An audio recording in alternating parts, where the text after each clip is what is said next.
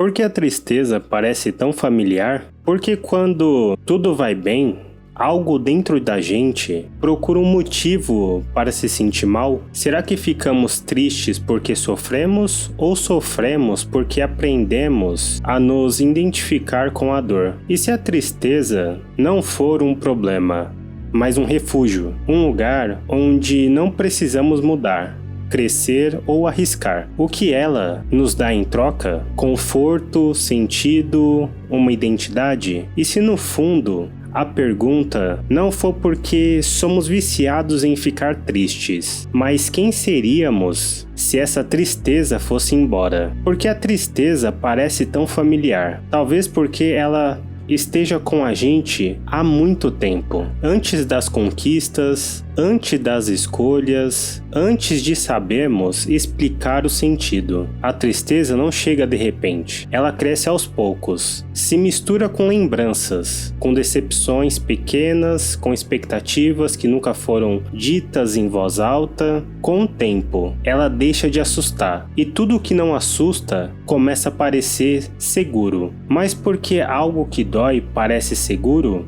Talvez porque a tristeza seja previsível. Ela não promete nada novo. Ela não exige mudança. Quando estamos tristes, já sabemos o que esperar. Não existe risco de perder algo novo. Não existe medo de dar errado, porque já estamos no chão. E será que no fundo não é isso que a torna tão confortável? Será que preferimos a dor conhecida ao risco de tentar algo diferente? Se a felicidade pede coragem, presença e responsabilidade, a tristeza pede apenas que a gente fique. Então, surge outra pergunta, ainda mais incômoda. Será que a tristeza parece familiar? Porque foi nela que aprendemos a nos reconhecer? A mente aprende pelo que é repetido, não pelo que é melhor, mas pelo que é mais frequente. Se em muitos momentos da sua vida a tristeza esteve presente, o cérebro começa a registrar isso como um caminho conhecido. Não é escolha, é hábito. Toda vez que algo dá errado, a mente pergunta: para onde eu vou agora? E ela vai para onde já esteve antes. Por isso, às vezes, um detalhe pequeno é suficiente. Uma frase, uma lembrança, uma comparação, e de repente a tristeza volta inteira, como se nunca tivesse ido embora. Mas por que a mente faria isso com a gente? Porque ela não busca felicidade.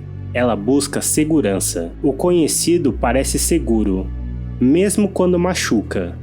O desconhecido parece perigoso, mesmo quando pode te libertar. Então a mente cria atalhos, pensamentos que se repetem, histórias internas que já sabemos de cor. Eu já sabia que isso ia dar errado. Isso sempre acontece comigo. Não era para mim. E quanto mais essas frases se repetem, mais rápido a mente chega ao mesmo lugar. Até que um dia a tristeza não precisa mais de um motivo real. Ela aparece sozinha e a pergunta muda. Se a mente aprendeu esse caminho, ela pode acabar aprendendo outro? Ou será que já confundimos esse padrão com quem somos? Se a tristeza fosse só dor, a gente fugiria dela, mas não foge. Existe algo nela que prende, algo silencioso, quase vergonhoso de se admitir. A tristeza desacelera o mundo, ela diminui as expectativas. Ela nos dá permissão para parar. Quando estamos tristes, não precisamos provar nada, não precisamos competir, não precisamos tentar de novo. E isso alivia. Mas por que algo que alivia também machuca? Porque a tristeza oferece um tipo de prazer estranho, o prazer de não arriscar,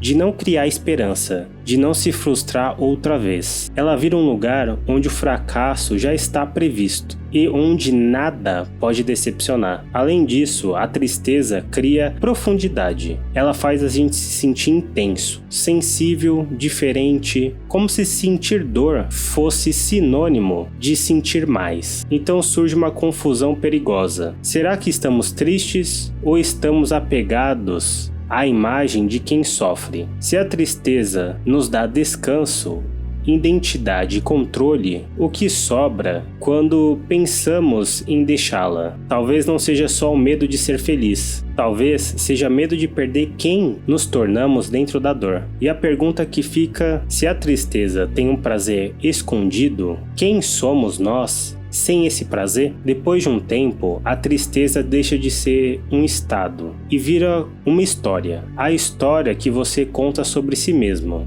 sobre o que viveu, sobre o que perdeu, sobre o que nunca deu certo. A dor começa a explicar tudo. Ela justifica os seus medos, suas escolhas, sua forma de se afastar do mundo, e sem perceber, você passa a se apresentar através dela. Eu sou assim, minha vida sempre foi difícil, comigo as coisas nunca funcionam. Como se tudo que você é está ligado à dor. O que acontece se ela começa a ir embora? Quem você viraria sem essa narrativa? Talvez seja por isso que mudar assusta tanto. Não é o medo de ser feliz, é o medo de perder a própria identidade. A dor dá coerência ao caos. Ela organiza o passado. Ela cria um personagem compreensível. Sem ela, surge um vazio. E o vazio exige escolha, responsabilidade, presença. Então a mente prefere voltar. Não porque gosta de sofrer, mas porque sabe exatamente como é aquele lugar. Você está preso na tristeza ou está protegido por ela? O que acontece no exato momento que a tristeza aparece na sua vida? Antes do pensamento, antes da memória, antes da história que você já conhece, existe um segundo,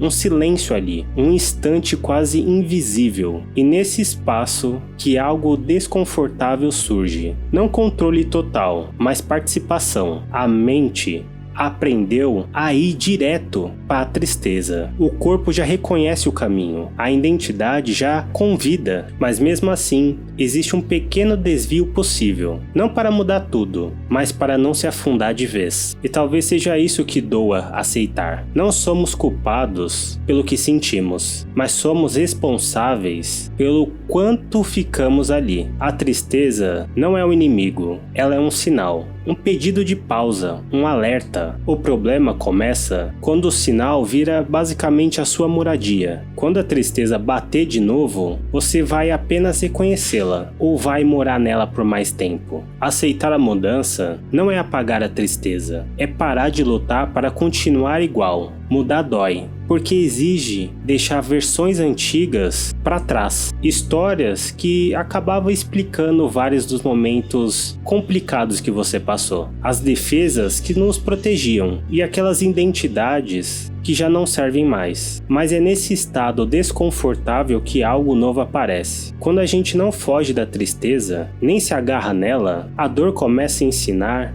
em vez de mandar na sua vida. Ela mostra limites, revela o que precisa ser cuidado, aponta o que não pode continuar do mesmo jeito. E aos poucos, algo muda de nível. A gente para de reagir e começa a escolher. Para de se definir pelo que sofreu e passa a se definir pelo que faz com isso. Talvez crescer como ser humano não seja se livrar da dor, mas aprender a atravessá-la, sem fazer dela uma casa. Você está pronto para deixar de ser quem a dor te transformou? Para descobrir quem você poderia se tornar depois dela?